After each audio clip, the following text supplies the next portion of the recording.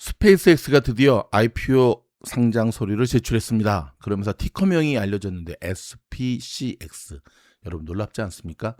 세상에 처음으로 공개된 스페이스X의 티커 SPCX가 이미 미주노래선에 이렇게 4일 전에 공개되었습니다. 세상에서 가장 빠르진 않지만 최소한 여러분들이 듣는 뉴스보다는 한 발 빠르게 앞서서 미국 현지에서 여러분들께 전해드리고 있습니다. 구독하셔야 됩니다. 자, 지금 월가에서는 조용히 경고음이 울리고 있습니다. 스페이스X, 오픈 AI 이 두 이름이 동시에 상장 카운트다운에 들어갔는데요. 투자자들이 환호하는 사이에 일부 월가 전략가들에서는 전혀 다른 질문들이 나오고 있습니다. 이 돈이 어디서 오지? 자, 오늘 미주노른이 영상에서 이 IPO가 단순한 대형 공모주 이슈가 아니라 여러분의 기존 포트폴리오 전체를 흔들 수 있는 구조적 이벤트라는 점을 짚어드리겠습니다. 먼저 규모부터 한번 확인해 볼까요? 스페이스X의 예상 기업 가치가 최대 1조 7,500억 달러, 오픈 AI 예상 기업 가치가 1조 달러 후반으로 나오게 됩니다. 두 기업을 합치게 되면 약 3조 달러 이상의 시가총액이 시장에 새롭게 등장하는 건데요.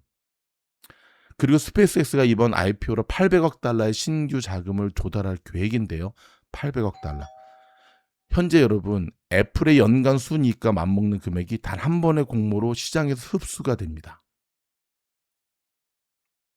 다시 한번 800억 달러라고 하는 것은 애플의 시가총액과 맞먹는 금액이 한 번에 공모로 시장에서 흡수가 되는 거거든요.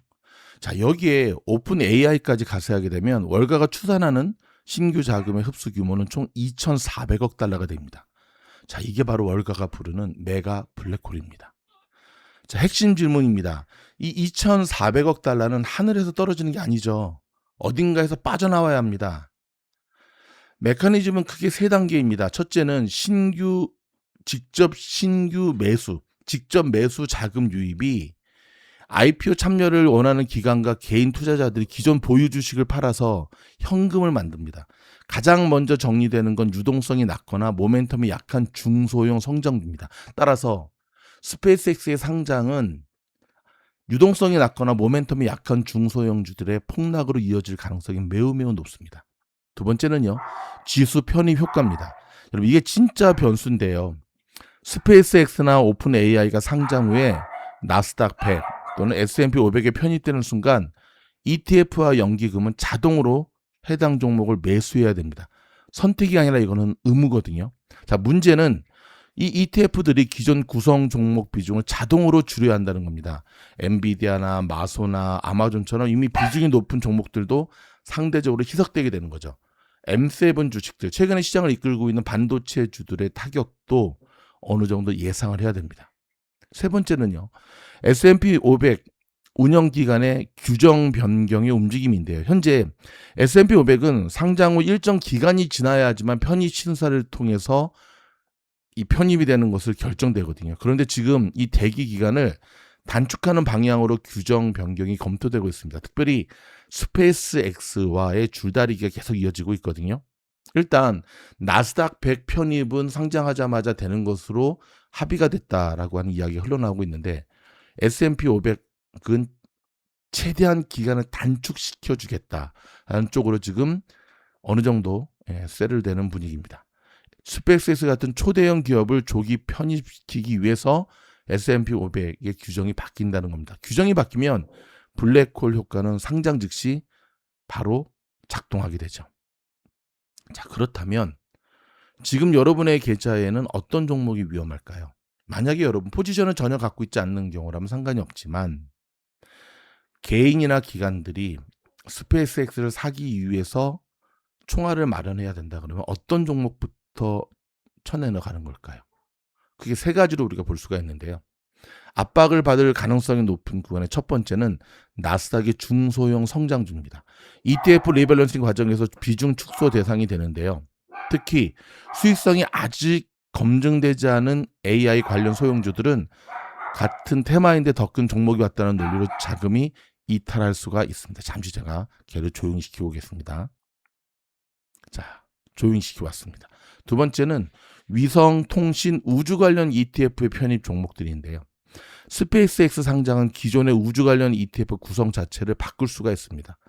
뭐 여러분들이 잘 아는 플래닛립스, PL, 로켓랩, RKLB 같은 종목들은 스페이스X의 편입 이후 상대적으로 비중이 줄어들 수 있는 취약 구조를 갖고 있는 거죠. 세 번째는 오픈 AI 경쟁사 포지션의 재편인데요.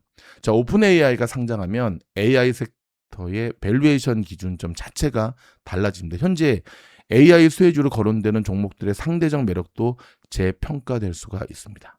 자, 그렇다면 우리는 여기서 그렇다면 이거 상장하는 것 자체가 우리한테는 안 좋은 거 아니야?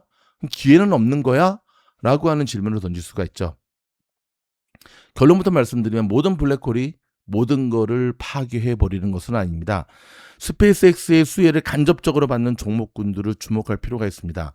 스페이스X IPO 서류에는 이미 공개됐는데요. TAM, 즉 전체 목표 시장 규모를 28조 5천억 달러로 제시했고요.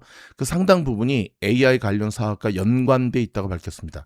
즉 우주 기반 AI 데이터 센터, 위성 인터넷 인프라, 이 흐름에서 수혜를 받을 수 있는 반도체, 네트워크 장비, 에너지 인프라 종목들은 오히려 스페이스의 상장을 촉매로 재조명받을 수가 있습니다.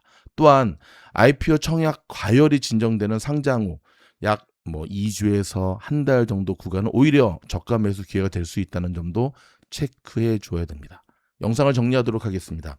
스페이스X와 오픈 AI의 동시 상장, 이건 좋은 회사 주식 살 기회가 아닙니다. 전 세계 자본이 재배치되는 구조적 이벤트로 보셔야 됩니다. 내가 이 IPO에 상장하든 안 하든 내 포트폴리오는 이미 이 블랙홀의 중력권 안에 들어와 있다는 것을 기억해야 됩니다. 움직임을 미리 읽는 투자자와 나중에 이유를 찾는 투자자, 그 차이가 지금 만들어지고 있는 것입니다.